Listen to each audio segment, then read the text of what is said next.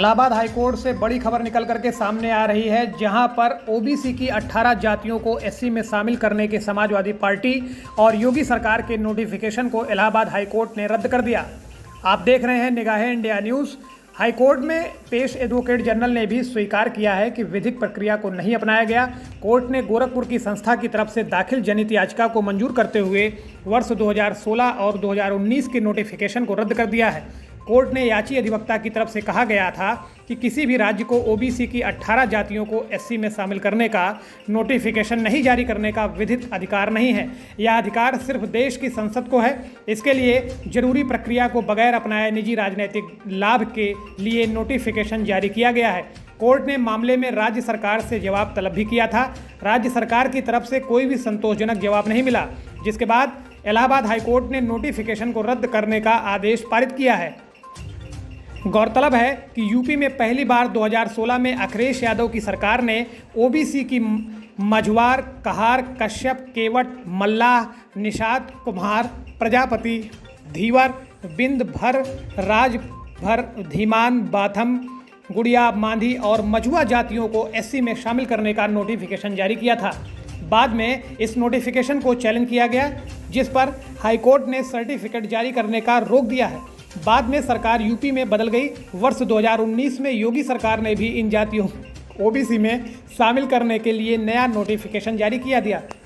हालांकि इस फैसले के खिलाफ भी हाईकोर्ट में याचिका दाखिल की गई है।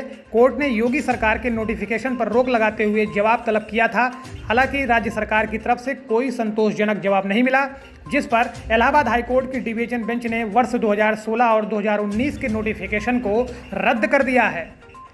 प्रयागराज से नितिन द्विवेदी की रिपोर्ट, निगाहें इंडिया न्यूज़ के लिए।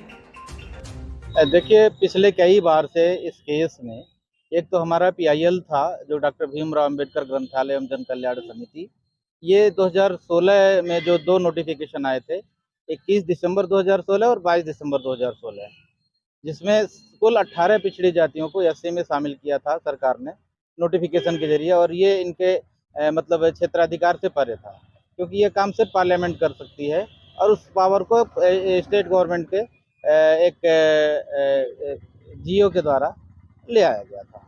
तो वो मामला पेंडिंग था। उसमें तत्कालीन एडवोकेट जनरल ने तब कोर्ट में आकर अंडरटेकिंग दिया था कि इसके परसुएंस में हम कोई सर्टिफिकेट इशू नहीं करेंगे। बाद में योगी सरकार ने 2019 में 24 जून 2019 को कोर्ट के उसी पीआईएल में कोर्ट के आदेश का गलत इंटरप्रिटेशन करते हुए दोबारा से उन 18 पिछड़ी जातियों को एससी में शामिल करने का नोटिफिकेशन जारी कर दिया। तो फिर कोर्ट ने उसको न सिर्फ स्टे किया, बल्कि उसमें प्रिंसिपल सेक्रेटरी जिसने जारी किया था वो नोटिफिकेशन, उनका पर्सनल एफिडेविट मांग लिया कि आखिर किस अधिकार के तहत आपने ये जारी किया है। ये मामला पेंड कर रहा था। पीआईएल में डिटेल्ड काउंटर कभी भी स्टेट गवर्नमेंट ने नहीं फाइल किया। लगातार उसमें एडवोकेट जनरल आ रहे थे एडजॉर्न करवाने के लिए। आज भी एडवोकेट जनरल साहब आए थे, mister Ajay Mishra, senior advocate, और आज जो उन्होंने ये कोर्ट में बयान दिया कि हमारे पास इस नोटिफिकेशन को बनाए रखने का कोई विधिक आधार नहीं है, कोई संवैधानिक आधार नहीं है। उनके इस बयान के आधार पर फिर कोर्ट ने हमसे कहा कि हम आपकी पीआईएल को अलाउ करते हैं, आपकी पिटीशन अलाउ करते हैं। जी, तो हमारी पिटीशन को अलाउ कर दिया गया। और वो सारे नोटिफिकेशन 2016 के, 2019 के, जो कि पिछड़ी जातियों को, 18 पिछड़ी जातियों को एससी का दर्जा दे रहे थे, उनको क्वैश कर दिया। अब उनका कोई प्रभाव नहीं रह गया। हाँ, याचिका निस्तारित हो गई है। इस तरीके से पहली बार इस केस में जजमेंट आया है।